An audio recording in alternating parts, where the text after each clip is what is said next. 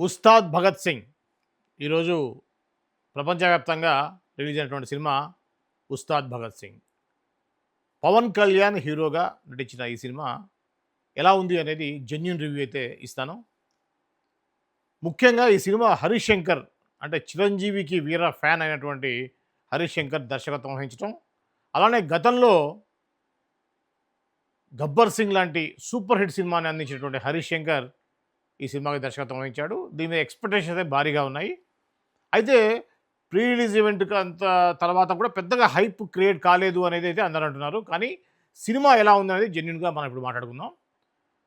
Cinema ఖచ్చితంగా పవన్ కళ్యాణ్ ఫ్యాన్స్‌కైతే ఒక మంచి విందు లాంటిదని చెప్పవచ్చు. అద్భుతమైనటువంటి షాట్స్ అయితే ఉన్నాయి. బిల్డప్ షాట్స్ గాని ఎవ్రీథింగ్ చాలా బాగున్నాయి. సినిమా చాలా అంటే చాలా నచ్చుతుంది ఫ్యాన్స్‌కి. ఇక ఫ్యాన్స్ కాకుండా ఎలా ఉంటుంది, కామన్ మ్యాన్‌కి ఎలా ఉంటుంది. సూపర్ ఫ్యాన్ అంటే బట్టలు చింపుకొని ఒక ఫస్ట్ రోజు ఎళ్ళేటువంటి ఫ్యాన్స్ కంటే కొద్దిగా అటు ఇటు ఉన్నా కూడా సూపర్ అంటుంటారు. మనం చూస్తుంటాం రివ్యూలో. సూపర్ హిట్, సూపర్ హిట్ 100,00,00,000, 1000,00,00,000 అని చెప్పేసి అంటా ఉంటారు. అలా కాకుండా జెన్యూన్‌గా ఒక కామన్ ఆడియన్ లాగా సినిమా ఎలా ఉంది అనేది మీకు కథాపరంగా ఎలా ఉందనేది చెప్తాను. ఇక ఒక పల్లెటూరులో కథ విషయానికొస్తే ఒక అటవీ ప్రాంతంలో నల్లమల అడవుల ప్రాంతంలో ఉండేటువంటి ఒక తాండా లాంటిది. అంటే గిరిజన తాండాలో ఉండేటువంటి ఒక వ్యక్తి. తల్లిదండ్రులు కోల్పోయి అనాథగా ఉండేటువంటి ఒక బాలుడు. అందరికీ సహాయం చేస్తూ ఉండేటువంటి ఒక వ్యక్తి. అతను ఆ ఊర్లో ఉండేటువంటి స్కూల్‌కి వచ్చినటువంటి ఒక టీచర్ ఏ విధంగా ఆ అబ్బాయిని చూసి, ఆ అబ్బాయి యొక్క ప్రవర్తన చూసి అతన్ని అక్కున చేర్చుకొని అతనికి విద్యా బుద్ధులు నేర్పిస్తాడు అనేది ఆ ఇంట్రడక్షన్‌లో ఉంటుంది స్టార్టింగ్‌లో. అయితే ఆ ఇంట్రడక్షన్ సీన్‌లో చేసినటువంటి అబ్బాయి కూడా అద్భుతంగా నటించాడు. డౌట్ లేదు ఆ విషయంలో. అసలు పవన్ కళ్యాణ్‌ని మరిపించే విధంగా అద్భుతంగా ఆ బాలనటుడైతే అద్భుతంగా పెర్ఫార్మ్ చేశాడు. అందులో డౌట్ లేదు. ఆ అబ్బాయికి ఒక ఫైట్ అయితే ఉంటుంది. ఆ ఫైట్ బాణాలు ఏసేటువంటి ఫైట్ చాలా అద్భుతంగా, చాలా న్యాచురల్‌గా చేశారది. ఒక విధంగా చెప్పంటే మనకు 'బాహుబలి', 'త్రిబుల్ ఆర్' లాంటి సినిమా కూడా గుర్తొస్తాయి. ఆ యొక్క బాణాలు వేసేటువంటి విధానం కానియండి, ఆ యొక్క స్టంట్స్ చేసిన విధానం గాని చాలా అద్భుతంగా ఉంటాయి. ఫారెస్ట్‌లో చేసేటువంటి ఆ సీన్ చాలా అద్భుతంగా ఉంటుంది. ఇక ఆ టీచర్ ఎవరైతే ఉన్నారో, ఆ టీచర్‌గా నటించిన వ్యక్తి 'కెఎస్ రవికుమార్' తమిళ దర్శకుడు. చాలా సినిమాలు కూడా మనకు చేశారు. తెలుగులో కూడా 'కెఎస్ రవికుమార్' ఆ క్యారెక్టర్ చేశారు. ఆ టీచర్ క్యారెక్టర్. ఆ తాండాలో వెళ్లి ఫ్రీగా ఎడ్యుకేషన్ ఇవ్వడం, మంచి ఉపాధ్యాయులుగా ఉన్నటువంటి అతన్ని గుర్తించి ముఖ్యమంత్రి వచ్చి అతన్ని రాజకీయాల్లోకి ఆహ్వానించడం జరుగుతుంది. అయితే పవన్ కళ్యాణ్ క్యారెక్టరు అతనికి ఒక శిష్యుడుగా ఉండటం జరుగుతుంది. ఆ శిష్యుడుని వదిలేసి ఆ సార్ వెళ్తూ ఆ రాజకీయాల వైపు వెళ్ళేటువంటి సారు ఆ కుర్రవాడి దగ్గర ఒక మాట తీసుకుంటాడు. అవసరానికి నువ్వు రావాలి అని. అయితే ఆ క్రమంలో నీ బాల్యంలో ఉన్నప్పుడే ఆ యొక్క క్యారెక్టర్ ఏదైతుందో పవన్ కళ్యాణ్ క్యారెక్టర్ ఆహ్, మంచి పనులు చేయటం, అవినీతిని అంతమొందించడం, అవినీతికి ఎదురు తిరగటం లాంటి 2, 3 సీన్స్ పెట్టారు. అవి కూడా చాలా యాప్ట్‌గాను సరిపోయే విధంగా ఉన్నాయి. ఆ పనిచేసే స్కూల్‌లో హాస్టల్‌గా ఉండేటువంటి ఒక వ్యక్తి ఆయా అమ్మ ఎవరైతే ఉంటారో ఆయా గౌతమి యాక్ట్ చేశారు. ఆమెని అందరూ ఆయా ఆయా అంటుంటే పవన్ కళ్యాణ్ క్యారెక్టర్ మాత్రం అమ్మ అంటాడు. అప్పుడే ఒక మంచి కనెక్షన్ అనేది ఏర్పడుతుంది ఇద్దరి మధ్య. తల్లి కొడుకుల్లాగా ఆ జర్నీ అనేది ఉంటుంది వాళ్ళది. ఇక కట్ చేస్తే ఇగ పవన్ కళ్యాణ్ పెద్దగయిన తర్వాత ఏమైతాడు, ఏంటి అనేది మనకు సినిమాలో ముందుగా తెలీదు. అయితే పవన్ కళ్యాణ్ ఇంట్రడక్షన్ సీన్‌లో కౌబాయ్ గెటప్‌లో క్యాప్ తోటి రావటం, ఆ యొక్క యూనిఫార్మ్ డ్రెస్ గానియండి, ఆ కౌబాయ్ డ్రెస్ అది కూడా ఖచ్చితంగా అందరిని అలరిస్తుంది. ఖచ్చితంగా ఫ్యాన్స్ అయితే చాలా నిజానికి ఆ సీన్‌లో కూడా పవన్ కళ్యాణ్ చాలా అందంగా కూడా అనిపించాడు. నేను పక్కనుండి ఆడియన్స్ కూడా "అరే! భలే ఉన్నాడే" అని చెప్పి అనడం నేను విన్నాను. ఖచ్చితంగా బాగున్నాడు. ఆ విషయంలో డౌట్ లేదు. ఇక ఆ విధంగా పవన్ కళ్యాణ్ ఊర్లో అడవిలోనే ఉంటూ ఉంటాడు. మనం ఏమనుకుంటామంటే సార్ వెళ్ళిపోయిన తర్వాత పవన్ కళ్యాణ్ అక్కడే ఉన్నాడనుకుంటాం.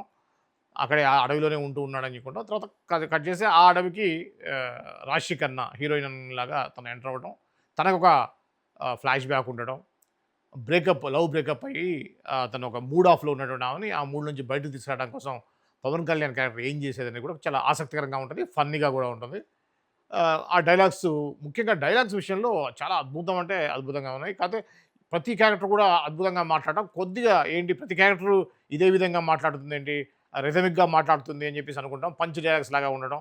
కొంత ఏమిటి ఒకప్పుడు 'త్రివిక్రమ్ శ్రీనివాస్' సినిమాలో ఉండేటువంటి పంచ్ డైలాగ్ లాగా అనిపిస్తాయి గానీ ఓకే. అలరిస్తాయి. ఆ విషయంలో డౌట్ లేదు. ఫ్యాన్స్‌కైతే పండగే. ఆ డౌట్ లేదు. ఇంకా అది ఆ విషయంలో డౌట్ లేదు. కాకపోతే ఆలోచింపజేసే విధంగా కూడా పవన్ కళ్యాణ్ డైలాగులు ఉండటం అనేది దీంట్లో చూడాల్సిన విషయం. ఇక మళ్ళీ మనం కథ విషయానికి వస్తే కథలో రాశి ఖన్నాని మనం హీరోయిన్‌గా అనుకుంటాం. తర్వాత ఆల్రెడీ బ్రేకప్ అయినటువంటి అమ్మాయిని ఏ విధంగా ఆ లవ్ బ్రేక్ నుంచి బయటకి తీసుకొచ్చాడనేది చూపిస్తారు. ఆ టైంలో ఖచ్చితంగా మనం లవ్‌లో పడుతుంది ఆ అమ్మాయి. తనే హీరోయిన్ అనేటువంటి భ్రమలో మనం ఉంటాం. ఆ టైంలో తన ఫ్లాష్ బ్యాక్ అనేది ఓపెన్ అవుతుంది. యాక్చువల్‌గా ఈ యొక్క అడవిలకు చిన్నప్పుడు తర్వాత ఏం జరిగింది? ఈ మళ్ళీ అడవిలో ఎందుకొచ్చాడనే దాని మీద ఆసక్తికరంగా కథ సాగుతుంది. అతను పోలీస్ ఆఫీసర్‌గా ఉంటాం. పోలీస్ ఆఫీసర్‌గా ఉన్నప్పుడు కొన్ని కారణాల వల్ల సస్పెండ్ అయిన వ్యక్తి మళ్ళీ తిరిగి రావడం అనేది మనకు ఓపెన్ అవుతుంది. అయితే దీంట్లో ఏంటంటే కథ కొన్ని సీన్‌లు, కొన్ని భాగాలు రొటీన్‌గా ఉన్నప్పటికి కూడా పవన్ కళ్యాణ్ చేయటం ద్వారా దానికి కొంత ఇంట్రెస్టింగ్‌గా అయితే ఉంది. ముఖ్యంగా దీంట్లో డైలాగ్స్ పార్ట్ మనం ఈ సక్సెస్‌లో ఎక్కువ మనం దానికి భాగం ఇవ్వచ్చు. డైలాగ్స్ చాలా అద్భుతంగా ఉండటం. ఇంకోటంటే పవన్ కళ్యాణ్ పొలిటికల్ కెరియర్‌కి అడ్వాంటేజ్ చేసే విధంగా, ముందుకు తీసిపోయే విధంగా అయితే ఈ సినిమా ఉందని చెప్పాలి. నాన్ పవన్ కళ్యాణ్ ఫ్యాన్స్ కొంత ఇబ్బందికరంగా, జనసేన వ్యతిరేకంగా ఉండే వాళ్ళకి కొంత నచ్చకపోవచ్చు గానీ, పాలిటిక్స్‌ని పక్కన పెట్టి ఒక సినిమాగా పవన్ కళ్యాణ్‌ని చూసే విధంగా చూసేటట్టయితే మాత్రం ఖచ్చితంగా నచ్చుతుంది. పవన్ కళ్యాణ్ వ్యక్తిగతంగా ఇష్టపడని వాళ్ళకి ఇష్టంగా ఉండకపోవచ్చు గానీ, పవన్ కళ్యాణ్ రాజకీయంగా గానియండి, సినిమాల పరంగా ఇష్టపడే వ్యక్తులకైతే ఖచ్చితంగా ఈ సినిమా నచ్చుద్ది. అందులో డౌట్ లేదు. ఇక సినిమా పాటల విషయానికొస్తే దీంట్లో 3 పాటలే ఉన్నాయి. 3 పాటల్లో ఒకటి 'కాలరెత్తర' అనేది రామ్ మిరియాల పాడాడు. అది బానే ఉంది. ఓకే. మంచి పాటనే అని చెప్పవచ్చు. ఇకపోతే 'దేఖ్ లెంగే సాలా' మాత్రం ఎక్స్ట్రార్డినరీ ఉంది. డౌట్ లేదు ఆ విషయంలో. 'దేఖ్ లెంగే సాలా' విశాల్ దద్లాని అనే అతను సింగర్ ఇది పాడటం జరిగింది. ఇక 'ఆరాఫ్ ఉస్తాద్' అనేది బ్యాక్‌గ్రౌండ్‌లో వచ్చే పాటని పాడింది దేవిశ్రీ ప్రసాద్. అయితే మ్యూజిక్ విషయంలో దేవిశ్రీ ప్రసాద్ విషయంలో చాలా అపోహలైతే ఉన్నాయి.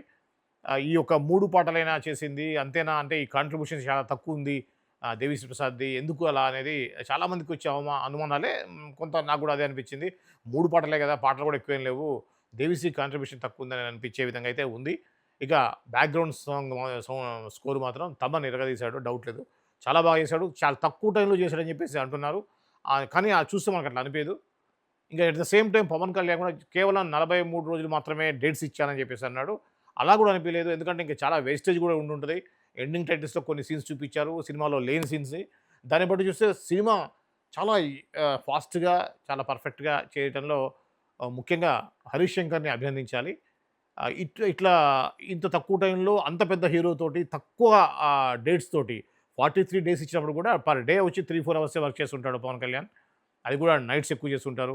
అయినా కూడా ఎక్కడ కూడా ఆ యొక్క నేనైతే ఖచ్చితంగా ఫీల్ అయ్యాను. ప్రీ రిలీజ్ ఈవెంట్‌లో పవన్ కళ్యాణ్ చెప్పిన దాన్ని బట్టి 43 చేశాను. రోజుకు 3 గంటలు, 4 గంటలు ఇచ్చాను. 3 వచ్చినప్పుడు వచ్చి చేశాను. అసెంబ్లీ సమావేశం ఉన్నప్పుడు వెళ్ళిపోయేవాడిని. ఏదో అయిపోయిన తర్వాత మళ్ళీ నైట్ వచ్చి చేసేవాడిని. ఇలాంటి మాటలు విన్న తర్వాత ఏదో చుట్టేసి ఉంటారు ఖచ్చితంగా సినిమా డౌటే అనే ఆహ్, ఆ ఫీలింగ్ తోటే ఎళ్ళాను సినిమా చూడడానికి. కానీ నాకెక్కడ కూడా చుట్టేసారు అనే ఫీలింగ్ అయితే రాలేదు.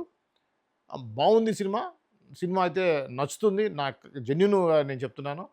సినిమా ఎంటర్‌టైన్‌మెంట్ అయితే డౌట్ లేదు. 100% ఎంటర్‌టైన్‌మెంట్ పక్కా. ఫ్యాన్స్‌కైతే పండగే. పొలిటికల్‌గా కాకుండా ఒక మామూలుగా చూస్తే మాత్రం సినిమా బావుంటుంది. పవన్ కళ్యాణ్‌ని పార్టీ పరంగా విభేదించేవాళ్ళు, వ్యక్తిగతంగా విభేదించేవాళ్ళు కాకుండా ఒక మామూలుగా చూస్తే మాత్రం బావుంటుంది. జెన్యూన్ ఎఫర్ట్ అని అనిపించింది. ఎందుకంటే దాంట్లో ఒక డైలాగ్ కూడా ఉంటుంది. నాదేముంది నేనొక సోల్జర్ అంటే మీరొక సోల్జర్ మాత్రమే కాదు మీరొక ట్రావెలింగ్ సోల్జర్ అని చెప్పేసి అంటారు. అంటే మీ యొక్క ప్రయాణం కొనసాగుతూనే ఉండాలి అనేది సినిమాలో చూపిచ్చారు. ఇక కథ పోతే దీంట్లో ముఖ్యంగా శ్రీలీల ఉంది. శ్రీలీల పార్ట్ తక్కువైనప్పుడు కూడా నేను ఎక్స్‌పెక్ట్ చేయలేదు. ఆమె హీరోయిన్ అనేది ఎక్స్‌పెక్ట్ చేయలేదు. రాశి ఖన్నా హీరోయినేమో అనుకున్నాను. కానీ శ్రీలీల హీరోయిన్‌గా ఉండటం, తను క్యారెక్టర్ ఎండ్ చేసిన విధానం అయితే కొంత లేడీస్‌కి కొద్దిగా ఇబ్బందికరంగా అంటే బాధ పెట్టే విధంగా ఉంటది ఆ సీను. హృదయాన్ని కదిలించే విధంగా ఉంటాయి. ఫన్నీగా చిన్న పిల్లలాగా అమ్మాయి ఉండటం కూడా చాలా చిన్న పిల్లలాగా అనిపించింది. కొద్దిగా స్లిమ్ అయింది. అవసరానికి మించి స్లిమ్ అయిందేమో అనిపించింది. కొన్ని సీన్స్‌లో అలా అనిపించింది. తను చేసిన పెర్ఫార్మన్స్ మాత్రం ఎక్స్ట్రార్డినరీ డౌట్ లేదు. తన పాత్ర పరిధి మేరకు శ్రీలీల అద్భుతంగా పెర్ఫార్మ్ చేసింది. అల్లరిగా ఉండేటి బబ్లీ క్యారెక్టర్ శ్రీలీల 100% న్యాయం చేసింది. కాకపోతే శ్రీలీలకు అంటూ ఒక ఫ్యాన్ బేస్ అనేది ఉంది. ఏంటంటే డాన్స్‌లో అద్భుతంగా చేస్తుంది అనేటువంటిది ఒకటి ఉంటది. శ్రీలీల అనగానే అద్భుతమైన పాటలు ఎక్స్‌పెక్ట్ చేస్తారు. మనం చూసాం ముఖ్యంగా ఈ మధ్య వచ్చినటువంటి హీరోయిన్‌లలో శ్రీలీలకు ఒక డాన్సర్‌గా మంచి గుర్తింపు అయితే ఉంది. సాయి పల్లవి తర్వాత శ్రీలీలని ఆ యొక్క రేంజ్‌లో జనాలందరూ చూస్తున్నారు. అయితే ఈ సినిమాలో ఒక అసంతృప్తి ఏంటంటే శ్రీలీల విషయంలో తనకు పాట, డాన్స్ లేదు. జస్ట్ నార్మల్‌గా వచ్చే స్టెప్స్ ఉన్నాయి. ఒక 5-10 సెకండ్స్ లేసి ఒక చిన్న పాటలో డాన్స్ డాన్స్ తప్పించి పెద్దగా డాన్స్ లేదు. అంటే ఆ క్యారెక్టర్ పరిధి అలా ఉందన్నారు. పెట్టుంటే బాగుండేదని నేను కూడా ఫీల్ అయ్యాను. చాలామంది కూడా అదే విధంగా ఫీల్ అయ్యారు. అందుకే ప్రీ రిలీజ్ ఈవెంట్‌లో పవన్ కళ్యాణ్ చెప్పారు కూడా. తనకి అంత డాన్స్ లేదనే విషయం కూడా ఆల్రెడీ రివీల్ చేశారు. ఎందుకంటే సినిమా చూసి డిసప్పాయింట్ అవ్వకుండా. కానీ పాత్ర పరిధి మేరకు అద్భుతంగా పెర్ఫార్మ్ చేసింది తను. చాలా మంచి పాత్ర అని చెప్పొచ్చు. ఇక రాశి ఖన్నా అనేది మధ్యలో తన క్యారెక్టర్ ఆగిపోయిందేమో అనేటువంటి ఫీలింగ్ వస్తుంది. ఫస్ట్ హాఫ్‌లో ఉన్నటువంటి రాశి ఖన్నా సెకండ్ హాఫ్ వచ్చేసరికి తన యొక్క పాత్ర అవసరం ఉండదు. ఎందుకంటే ఫ్లాష్ బ్యాక్ వెళ్ళిపోతారు కాబట్టి ఫ్లాష్ బ్యాక్ కథనే చెప్పడం జరిగింది. అది జరిగింది. ఇకపోతే దీంట్లో రావు రమేష్ క్యారెక్టర్ కూడా చాలా బాగా చేసింది. అది దానికి వెనక ఉన్నటువంటి ఉద్దేశ్యం ఏంటనేది, ఆ పాత్ర నిజానికి ఎటువంటి పాత్ర అనేది అర్థం చేసుకోవడానికి కొంత టైం పట్టినప్పుడు కూడా ఎక్స్‌పెక్ట్ చేయనటువంటి పాత్ర. చాలా క్యారెక్టర్స్‌ని మనం ఎక్స్‌పెక్ట్ చేస్తాం. కానీ ఈ పాత్ర రావు రమేష్ పాత్ర కొద్దిగా ఎక్స్‌పెక్ట్ చేయటం కష్టం. సో, కాబట్టి అందుకే నేను అది పాత్ర ఏంటనేది రివీల్ చేయట్లేదు. ఇకపోతే దీంట్లో మనం చెప్పుకోవాల్సినది పా పార్థిబన్. పార్థిబన్ క్యారెక్టర్‌ని తీసుకోవడం అనేది ఆ క్యారెక్టర్‌కి అద్భుతం అని చెప్పొచ్చు. తెలుగులో మనకి చాలా కాలమైంది పార్థిబన్ తెలుగులో నటించక. తను గతంలో చేసిన సినిమాలు మనకు తెలుసు. డబ్బింగ్ సినిమా ద్వారా కూడా మనం చూసాం. 'యుగానికి ఒక్కడు' సినిమాలో ఒక రాజులాగా ఏ విధంగా చేశారు, ఆ బ్లాక్స్ లాగా అనేది చూసాం మనం. దీంట్లో కూడా ఖచ్చితంగా సౌత్ ఇండియాలో సినిమా బిజినెస్‌కి ఖచ్చితంగా ఇదొక అడ్వాంటేజ్ అవుద్ది. తమిళనాడులో చాలా బాగా పోతుంది. ఎందుకంటే పొలిటికల్‌గా కూడా దీంట్లో ఉంది. అట్ ద సేమ్ టైమ్ పార్థిబన్‌ని మెయిన్ విలన్‌గా తీసుకోవడం అనేది బాగుంది. పార్థిబన్ అద్భుతమైన పెర్ఫార్మెన్స్ చేశారు. తన పెర్ఫార్మెన్స్ చెప్పాల్సిన అవసరం లేదు. ఎన్నో నేషనల్ అవార్డ్స్ పొందిన వ్యక్తి పార్థిబన్. పార్థిబన్ క్యారెక్టర్ అద్భుతంగా పెర్ఫార్మ్ చేశాడు. పార్థిబనే మెయిన్ విలన్ దీంట్లో. అది క్యారెక్టర్ బాగుంది. ఇంకైతే రాజకీయాల్లోకి రావడానికి, ఎదగడానికి ముఖ్యమంత్రి కోసం ఏ విధంగా కుట్రలు చేస్తారనేది కొంత గతంలో మనం చాలా సినిమాలు చూసాం. చాలామంది అదే అంటున్నారనమాట. చాలా సీన్‌లు ఆల్రెడీ వచ్చినాయి కదా అన్నా కూడా పవన్ కళ్యాణ్ చేయడం కొత్తగా ఉంది. అంటే ముఖ్యమంత్రి పదవి కోసం ఎలా చేస్తారో కొంత అల్లర్లు సృష్టించడం లాంటిది కొద్దిగా పాత కాన్సెప్ట్ లాగా అనిపించినప్పుడు కూడా కథ పోయే దాంట్లో ఎక్కడ బ్రేక్ లాగా అయితే అనిపియలేదు. స్పీడ్ బ్రేకర్స్ లాగా అనిపియలేదు. కథ వెళ్తా ఉంటది. మధ్య మధ్యలో డిఫరెంట్ సీన్స్, కొత్త సీన్స్, మంచి పంచ్ డైలాగ్స్ పడటం వల్ల సినిమా ఎక్కడ కూడా బోరింగ్ అయితే ఉండదు. 100% గ్యారంటీ. సినిమా మొత్తం అలా వెళ్ళిపోతుంటుంది. నాకు తెలిసి 2 గంటల 34 నిమిషాలు ఉన్నట్టుంది సినిమా. ఎక్కడ కూడా మనకు బోరింగ్ అయితే అనిపియదు. ఇంటర్వెల్ బ్యాంగ్ కూడా అద్భుతంగా ఉంది. క్లైమాక్స్ ఏదైతే శ్రీలీల మీద అటాక్ చేయడంతోటి క్లైమాక్స్ అనేది స్టార్ట్ అయినప్పుడు కూడా అక్కడి నుంచి క్లైమాక్స్ దాకా అద్భుతమైనటువంటి ఉంది. పవన్ కళ్యాణ్ నిజంగా చెప్పాలంటే ఈ మధ్య కాలంలో పవన్ కళ్యాణ్ అంత అద్భుతమైన పెర్ఫార్మెన్స్ 'అథారిటీ' ధారావిలో క్లైమాక్స్‌లో చేసిన పెర్ఫార్మెన్స్ మనం చూసాం గానీ, దీంట్లో జోవియల్‌గా చేసినటువంటి కూడా 'ఖుషి' ఆ టైంలో ఉన్నటువంటి పవన్ కళ్యాణ్ గుర్తొస్తాడు. చాలా అల్లరి చిల్లరగా చేసేటప్పుడు కామెడీ టైమింగ్స్ గానియండి అంటే అద్భుతంగా ఉన్నాయి. ఆ విషయంలో డౌట్ లేదు. స్టార్టింగ్‌లో తనకి డాన్స్ రాదని చూపించేటువంటి సీన్ నుంచి తను డాన్స్ చేసేటంతా కూడా ఫన్నీగా చేసేటువంటి సీన్స్ కూడా చాలా అలరించాయి. బాగున్నాయి. పంచ్ డైలాగ్స్ కూడా చాలా బాగున్నాయి. ఇక దీనికి స్క్రీన్ ప్లే ఒక అడ్వాంటేజ్ అని చెప్పొచ్చు. కథాపరంగా చూసుకుంటే మామూలుగా పాత కథే కదా అని అనుకున్నప్పటికి కూడా ఆ స్క్రీన్ ప్లే డైలాగ్స్ అనేది చాలా ఆయువుపట్టులాగా ఈ సినిమాకి ఉన్నాయి. బ్యాక్‌గ్రౌండ్ స్కోర్‌తో సహా. ఇవి మెయిన్‌గా చెప్పొచ్చు. సాంగ్స్ అంటే ఉన్నాయే 3 పాటలు. ఇంకొకటి 'తొలి ప్రేమలో' ఉన్నటువంటి ఒక పాటని దీంట్లో రీమేక్ చేయడం. రీమేక్ అంటే అది లిరికల్‌గా పాడటం కాకపోయినా కూడా బ్యాక్‌గ్రౌండ్ స్కోర్ లాగా వచ్చేటువంటి పాట. అద్భుతంగా సింక్ అయింది. ఇలా పాత పాటలు వాడుకోవడం అనేది హరీష్ శంకర్ 100% సక్సెస్ అయ్యాడు. ఇంకొకటి దీంట్లో భగవద్గీతలోని శ్లోకాలు వాడటం, సందర్భానికి తగ్గట్టుగా వాడటం, పూజారుల మీద అటాక్ చేసినప్పుడు కూడా వాళ్ళు ప్రతి యుగానికి ఒకడు వస్తారు అనేది సంభవామి యుగే యుగే అనేటువంటి భగవద్గీత శ్లోకాన్ని పాడటం కూడా చాలా యాప్ట్‌గా ఉంది. అన్నిటికీ మించి తరలిరాద తనే వసంతం అనేటువంటి పాటని రుద్రవీణలో చిరంజీవి పాడతాడు. అది ఒక పండితుడైనటువంటి చిరంజీవి గూడానికి వెళ్ళి, అడవిలో ఉన్నటువంటి గూడాల్లో ఉన్న వాళ్ళతో కలిసి ఆ ఒక పాటని పాడటం అనేది అక్కడ సందర్భానికి తగ్గట్టుగా వసంతం అనేది వనాల కోసం అనేసి తరలి వెళ్తుంది అనేటువంటి భావం వచ్చేదాన్ని ఇక్కడ పవన్ కళ్యాణ్ క్యారెక్టర్ ఏ విధంగా అయితే తరలి వెళ్తుందనేటువంటి సింక్ చేస్తూ చేసినటువంటి సీన్ చాలా బాగుంది. అంటే ఎవరైతే టెర్రరిస్టులు, దుర్మార్గులు, విలన్స్‌ని పట్టుకోవడానికి వాళ్ళు మన దగ్గరికి రానప్పుడు నేనే వాళ్ళ దగ్గరికి వస్తాను అని చెప్పేటువంటి అర్థం వచ్చే విధంగా అది చేయటం అనేది చాలా అంటే చాలా యాప్ట్‌గా అద్భుతంగా ఉంది. అది ఆ సీన్ అద్భుతంగా పండింది. చాలా బాగుంది ఆ విషయంలో. అది బాగా ఇంప్రెస్‌గా ఉంది. ఇక ముఖ్యమంత్రి పదవి కోసం చేసే హత్యలనేది నేను చెప్పాను మీకు. హత్యలు ఎలా చేస్తారు, హత్యా రాజకీయాలు ఎలా ఉంటాయనేది మాత్రం రొటీన్ చాలా సినిమాల్లో వచ్చింది.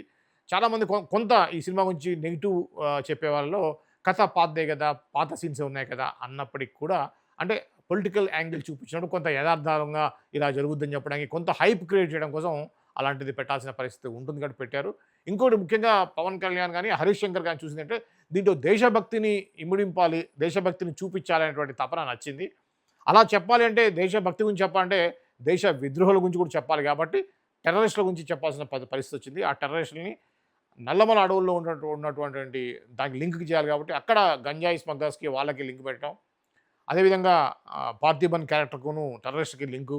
ఇవన్నీ కూడా తప్పనిసరి పరిస్థితిలో అలా పెట్టాల్సి వచ్చింది కానీ ఎక్కడ కూడా ఇరికించినట్టయితే అనిపియలేదు. కథ మొత్తం సినిమా అంతా అయిపోయిన తర్వాత బయటకొచ్చిన తర్వాత ఆలోచిస్తే సినిమా బాగుందని బయటకొచ్చినప్పుడు కూడా సీన్‌ల గురించి ఆలోచించినప్పుడు అరే! ఈ టెర్రరిస్ట్ సీను, ఈ ముఖ్యమంత్రి, ఈ హత్యలు, ఓల్డ్ సిటీ హత్యలు ఇవన్నీ కూడా గతంలో ఎప్పటినుంచో చూస్తున్నటువంటి సీన్స్ కదా అనిపించినప్పటికి కూడా సినిమా ఫ్లోలో అవి కొట్టుకుపోయాయి. సినిమా ఆద్యంతం అద్భుతంగా ఉంది. బాగుంది. ఎంటర్‌టైన్‌మెంట్ గంటగా ఉంది. ముఖ్యంగా చెప్పాలంటే ఎంటర్‌టైన్‌మెంట్ ఉంది. అట్ ద సేమ్ టైమ్ మనకి స్లోగా దాంట్లో అంతర్లీనంగా ఉన్నటువంటి దేశభక్తిని మాత్రం అప్పుడప్పుడు తట్టి లేపుతూ మంచి మంచి పంచ్ డైలాగులతోటి అద్భుతంగా చెప్పాడు. సినిమా డైలాగులు బాగున్నాయి. పవన్ కళ్యాణ్ కెరియర్‌కి పొలిటికల్ కెరియర్ కూడా మైలేజ్ ఇచ్చే విధంగా ఉంది. అంటే ఇప్పుడు ఎట్లా చాలామంది అంటారు ఏంటి ఇదే లాస్ట్ సినిమానా పవన్ కళ్యాణ్ సినిమాలు ఉండవా? ఎందుకంటే దీంట్లోనే పొలిటికల్ యాంగిల్ అంతా పొలిటికల్ యాంగిల్ ఏం చేయబోతున్నాడు అని చెప్పేసి చూపించేసాడు అని చెప్పేసి అంటారు. అంటే మామూలుగా ఏంటంటే ఎన్టీ రామారావు పొలిటికల్ ఎంట్రీ ఇచ్చినప్పుడు 'నా దేశం' అని ఒక సినిమా పెట్టి దాంట్లో భారీగా డైలాగులు ఉంటాయి. పరశురామ్ బ్రదర్స్ గారు రాశారు. ఏంటంటే ఈ సొసైటీ గురించి, ఈ సొసైటీలో ఉన్నట్టు అణగారిన వాళ్ళ గురించి భారీ డైలాగులు ఉంటాయి. సినిమా పెద్దగా హిట్ కానప్పటికి కూడా ప ప ఎన్టీ రామారావు పొలిటికల్‌గా ఎటువంటి ఆలోచనతోటి సినిమాలోకి వస్తున్నాడని చెప్పే విధంగా ఆ సినిమా ఉంటుంది. అదే విధంగా ఇప్పుడు మనం చూస్తే తమిళనాడులో కూడా ఒక సినిమా వస్తుంది. ఆ సినిమా కూడా పొలిటికల్‌గా అతనికి కెరియర్‌కి ఉపయోగపడే విధంగా విజయ్‌కి ఉపయోగపడే విధంగా ఆ సినిమా ఉండేటట్టుగా దాన్ని ఇది చేస్తున్నారు. మన ఆల్రెడీ తెలుగులో వచ్చిన సినిమానే కొన్ని మార్పులు, చేర్పులు చేసి దాన్ని చేస్తున్నారు. సో, ఈ సినిమాలో అలాంటి ఫీలింగొస్తుంది. అంటే ఇక ఇదే లాస్ట్ సినిమా నా పవన్ కళ్యాణ్‌కి. ఎందుకంటే మొత్తం పాలిటిక్స్ గాని, అవి గాని ఏం చేయబోతున్నాడు? ఏంటి? అతని జనాలు ఏ విధంగా చూస్తున్నారు? అతని యొక్క ఉద్దేశ్యం ఏంటి? అనేది పలు సీన్‌లలో అటువంటి డైలాగ్స్‌ని చెప్పడం జరిగింది. తద్వారా అట్లా అనిపిస్తుంది. కానీ లేదు పవన్ కళ్యాణ్ సినిమాలు చేస్తానని కూడా చెప్పారు. సో, అయినా కామన్ మ్యాన్‌గా అలా ఫీల్ అయితే అవుతాం. సో, ఫైనల్‌గా ఈ సినిమా గురించి చెప్పాలి అంటే ఒక ముక్కలో సినిమా ఖచ్చితంగా 2 గంటల 34 నిమిషాలు మీకు ఎంటర్‌టైన్‌మెంట్ ఇస్తుందనే విషయంలో డౌట్ లేదు. పాటలు గురించి మాత్రం ఆలోచించే వాళ్ళకి పాటలు అనేది ప్రధానంగా అనిపించదు. ఉన్న వరకు మాత్రం కరెక్ట్‌గా సందర్భానికి తగ్గట్టుగా పాటలు పెట్టారు. అయితే ఆ సినిమాని ఆ పాటను ఏదైతే శ్రీలీలకి పెట్టినటువంటి బ్యాక్‌గ్రౌండ్‌లో వచ్చేటువంటి 'తొలి ప్రేమ' సాంగ్‌ని ఎందుకు ఆ సాంగ్‌ని వాడాల్సొచ్చింది అని అయితే అనిపించింది. ఎందుకంటే అంతకంటే మంచి సాంగ్‌ని ఇంకా చేసుకోవచ్చు కూడా. ప్రేమ పాటలంటే పెద్ద విషయం కాదు. మంచి మెలోడీతోటి ఒక పాటలు చేసుకొని ఆ పాట పెడితే బాగుండేది. కాదంటే పాత పవన్ కళ్యాణ్‌ని గుర్తు చేయడం కోసం అది కాకుండా పెద్ద సూపర్ హిట్ సినిమా కాదు అది. 'తొలి ప్రేమ' అనేది కెరియర్‌లో బిగ్గెస్ట్ హిట్. ఆ టైంలో అదే పెద్ద హిట్. అది మ పవన్ కళ్యాణ్‌ని స్టార్ చేయడానికి ఉపయోగపడ్డ సినిమా 'తొలి ప్రేమ'. సో, దాంట్లోని పాట తీసుకున్నాడు. అలానే 'ఖుషీలోని ఏ మేరీ జహా' పాట కూడా తీసుకున్నాడు. చాలా సినిమాలు 5, 6 సినిమాలు నాకు తెలిసి పాటలు తీసుకున్నారు. సందర్భోచితంగా మాత్రం ఉన్నాయి. At the same time length ఎక్కువ తీసుకోకుండా షార్ట్‌గా కట్ చేశారు. ఎక్సెప్ట్ 'తొలి ప్రేమలో' సాంగ్ తప్పించి మిగతా పాటలు కూడా షార్ట్‌గా కట్ చేయడం అనేది బావుంది.